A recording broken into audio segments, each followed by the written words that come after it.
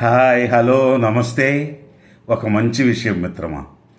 నారాయణ అన్న నామం వెంటనే మరణించిన జీవులు భయభ్రాంతులైన వైకుంఠానికి ఎగిన నారదుడు శ్రీ మహావిష్ణువు నామాన్ని విన్న వెంటనే గిలగిలా కొట్టుకుంటూ ఒక పురుగు, ఒక ఆవుదూడ చనిపోయాయి.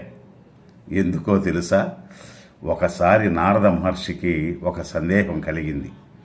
నారాయణ నామస్మరణ వలన నిజంగా ఎలాంటి ప్రయోజనం ఉంటుందని వైకుంఠానికి వెళ్ళి తన అనుమానాన్ని శ్రీమన్నారాయణుడి ముందు ఉంచుతాడు. అప్పుడు శ్రీమన్నారాయణుడు, నారదా, నీ సందేహం తీరాలంటే ఇప్పుడే భూలోకంలోని నైమిషారణ్యంలో ఒక కీటకం జన్మించింది. నీ వెళ్ళి అక్కడ ఆ కీటకాన్ని అడుగు ఈ ప్రశ్న అని చెబుతాడు. వెంటనే నారదుడు ఆ కీటకం దగ్గరికి వెళ్ళి నారాయణ నామస్మరణ వల్ల ప్రయోజనమేమిటని అడుగుతాడు. ఆ మాటలు విన్న వెంటనే ఆ కీటకం గిలగిలా కొట్టుకుంటూ ప్రాణాలు విడిచింది. విషాదంతో నారదుడు తిరిగి వైకుంఠానికి వెళ్ళి జరిగిన విషయాన్ని నారాయణుడికి చెప్తాడు. ఓహో, అలా జరిగిందా?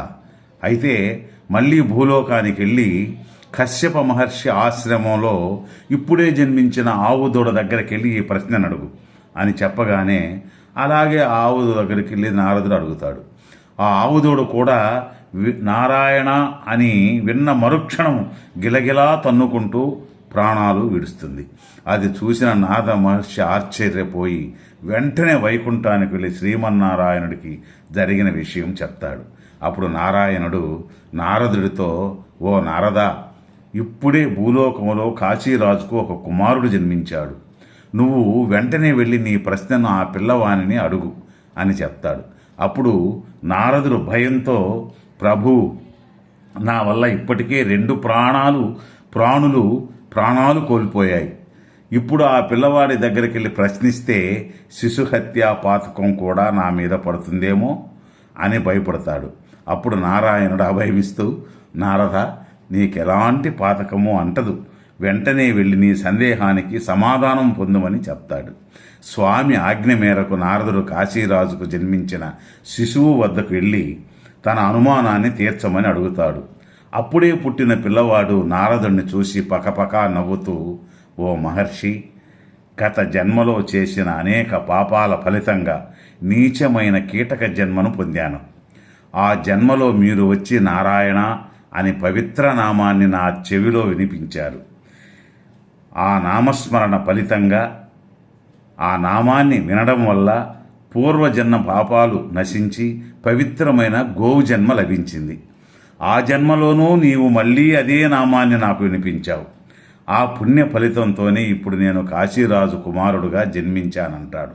ఇంతకన్నా నారాయణ నామస్మరణ మహత్యం ఇంకేముంటుందని చెప్పి ఆ పిల్లవాడు మళ్ళీ బాల్యావ్యవస్థలో లీనమైపోతాడు. నారద మహర్షి పరమానంద భరితుడై శ్రీమన్నారాయణుణ్ణి అనేక విధాలుగా స్తుతించి తన ఆశ్రమానికి తిరిగి వెళ్ళిపోయాడు. చూశారా మిత్రమా, ఒక్కసారి నారాయణ అనే మంత్రాన్ని విన్నందుకే ఆ కీటకానికి, ఆవుకు పాప కర్మాలు పోయి ఉత్తమ జన్మ లభిస్తే అనుక్షణం నారాయణ నారాయణ అనే మంత్రాన్ని జపించే మనకి ఎటువంటి పుణ్యం వస్తుందో మరి ఆలోచించు మిత్రమా. ఓం నమో నారాయణాయ. జై హింద్. మరలా రేపు ఒక మంచి వీడియోతో కలుసుకుందాం.